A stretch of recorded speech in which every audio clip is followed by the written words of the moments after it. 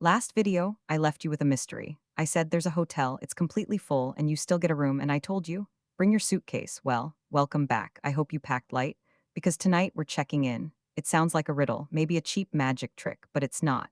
It's a mathematical truth that will completely redefine what the word full even means. This isn't really a story about a building. It's a story about the staggering, mind-bending nature of infinity itself. Stick with me, and I promise by the end of tonight, you'll understand a concept that has baffled thinkers for centuries, and you'll see that the impossible is totally possible. Picture a hotel like no other. It doesn't sit on some busy street corner or a quiet beach. It exists only as a thought experiment, dreamed up by the great German mathematician David Hilbert back in 1924. This hotel has a very strange design. It has a room 1, a room 2, a room 3, and so on down a hallway that just never ends. It has what's known as a countably infinite number of rooms. Now, that phrase, countably infinite, is the key to all of this. It means that even though the rooms are endless, you can still give every single one a unique number 1, 2, 3, and so on, and you'd never run out of rooms or numbers. So, on this particular night, the hotel is full. Every single room is occupied. From room 1 to room a billion and way beyond, there's a guest for every room. The no vacancy sign is glowing brightly. In any normal hotel, full means full. It's simple. If you have 500 rooms and 500 guests, that's the end of the story for anyone new who shows up. But Hilbert's hotel doesn't play by our normal, finite rules. The paradox Hilbert wanted to show us is this. For an infinite hotel, the statement every room is full does not mean we can't take any more guests. This is the central mystery we're about to unravel.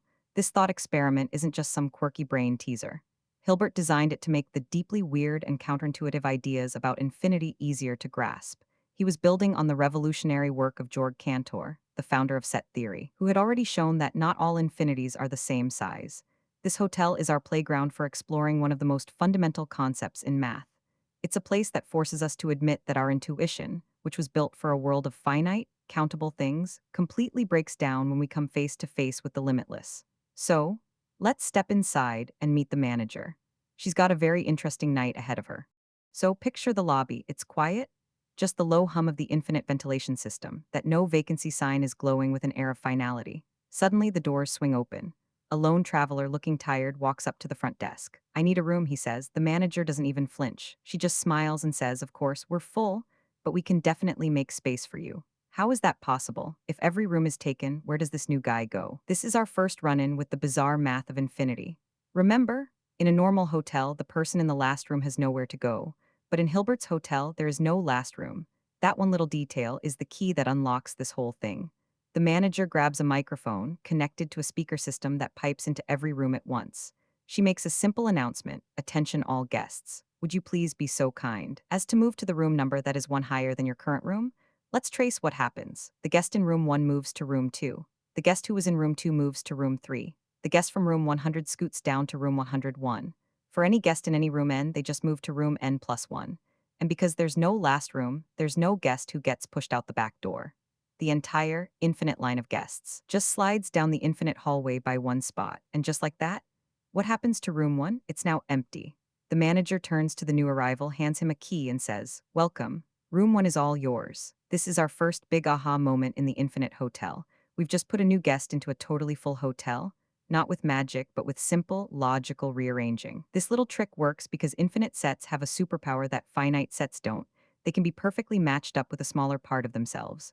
Think of it like this. The set of all the original guests who were in rooms 1, 2, 3, and so on are now in rooms 2, 3, 4, and so on. They still have the same number of guests, but they're now in a set of rooms that seems smaller than the whole hotel. The number of counting numbers is exactly the same size as the number of counting numbers starting from 2. By shifting everyone, we just used this weird property to pop open a space right at the beginning. The manager hasn't even broken a sweat, but that was just the warm-up. What if it's not just one guest? What if 100 new guests arrive? The solution is just as slick. To make room for any finite number of new people, say k new guests, the manager just tells every current guest in room n to move to room n plus k. If 100 new guests show up, the person in room 1 moves to room 101. Room 2 moves to room 102, and so on. This instantly frees up the first 100 rooms, but the night is still young. And on the horizon, a set of headlights is getting closer. This isn't just any bus. This bus is infinitely long, and it's carrying a countably infinite number of new passengers. The bus pulls up, and its doors hiss open. A never-ending line of people starts to form in the lobby, all looking for a room. The manager is now facing what seems like an impossible problem. Her old trick of just moving everyone down a few spots won't cut it. If she moves everyone down by 1,000,000 rooms, she only frees up 1,000,000 rooms. That's a finite number. She needs an infinite number of empty rooms. How do you create infinite vacancies? In a hotel that's already full, this is where our intuition just completely shatters. This is the real mind-bending part of Hilbert's hotel, the puzzle that shows us the true, shocking nature of countable infinity.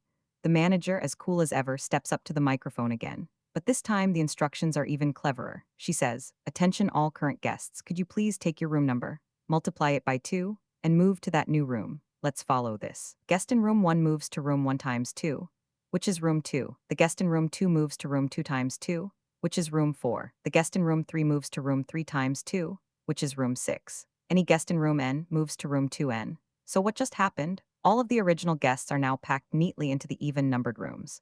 The entire infinite set of original guests now occupies the infinite set of even-numbered rooms. And what about the odd-numbered rooms? Room 1 is now empty. Room 3, empty. Room 5, empty. With one clever instruction, the manager has emptied all of the odd-numbered rooms. And how many of those are there? You guessed it. Countably infinite number. She has created an infinite number of vacancies. The manager can now turn to the infinite line of people from the bus. The first person gets room 1.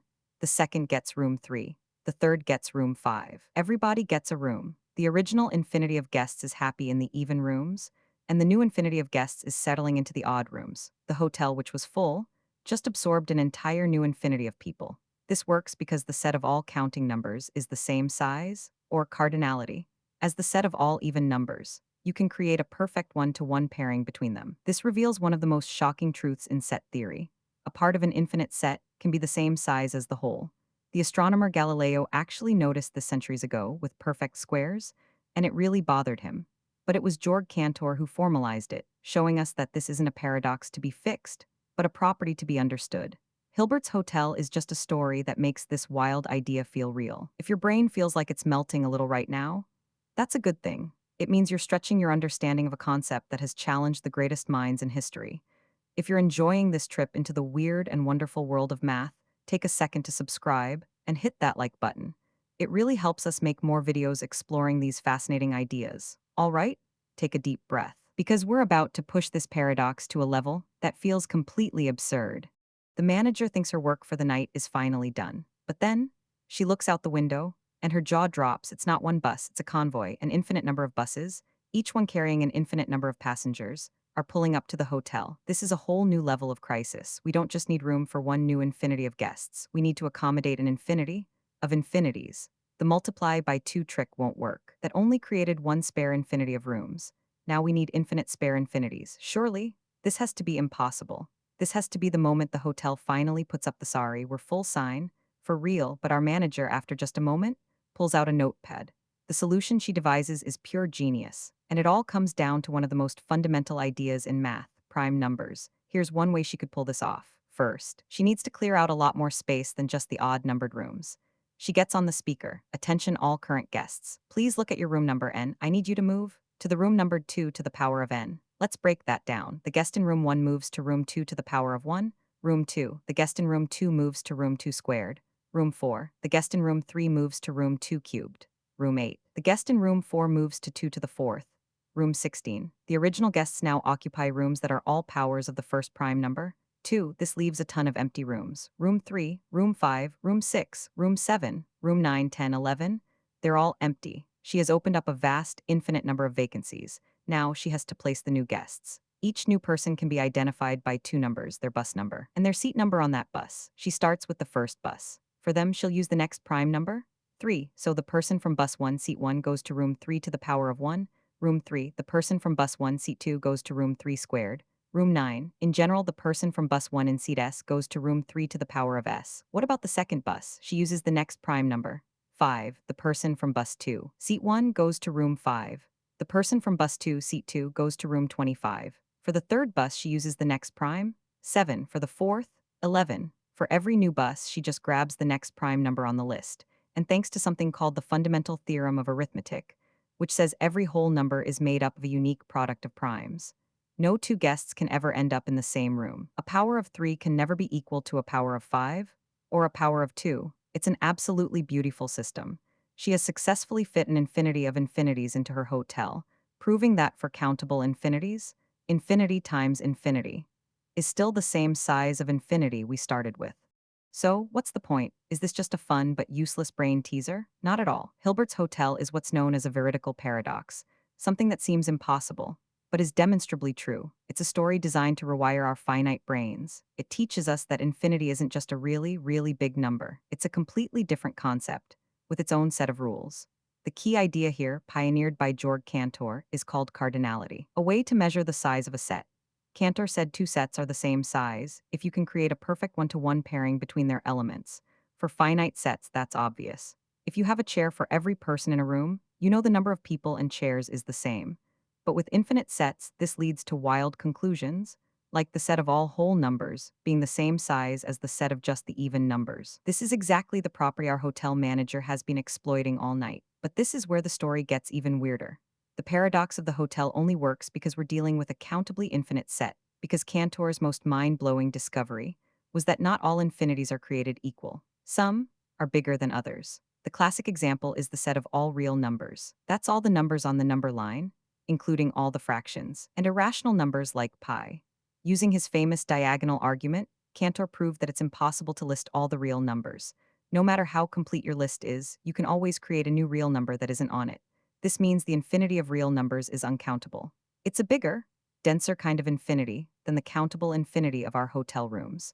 So what happens if a bus shows up with an uncountably infinite number of new guests? One for every real number between 0 and 1. Can our genius manager find them all a room? The answer is no. This is the one time the hotel is truly finally full. There is no clever rearrangement, no mathematical trick that can map an uncountable infinity onto a countable one. The hotel would be defeated, so even in the world of infinities, there are limits. This hierarchy of different sized infinities is maybe Cantor's greatest legacy, an idea that David Hilbert himself called a paradise, from which no one should ever expel us. The story of Hilbert's Grand Hotel is more than a math puzzle. It's a journey to the very edge of reason. It starts with a simple premise, a full hotel that can always take more guests. We saw how it could absorb one new guest, then an infinite busload of guests, and finally an infinite fleet of infinite buses, all thanks to clever mathematical tricks. The hotel reveals a profound truth. The word full is a slippery concept when you're talking about infinity. It forces us to accept that a part can be as large as the whole, and that our gut feelings are a poor guide in this strange, abstract realm. The paradox, then, isn't a mistake in our logic. It's a fundamental feature of infinity itself. It's a beautiful story that shows us that the rules of our finite world are just a special case.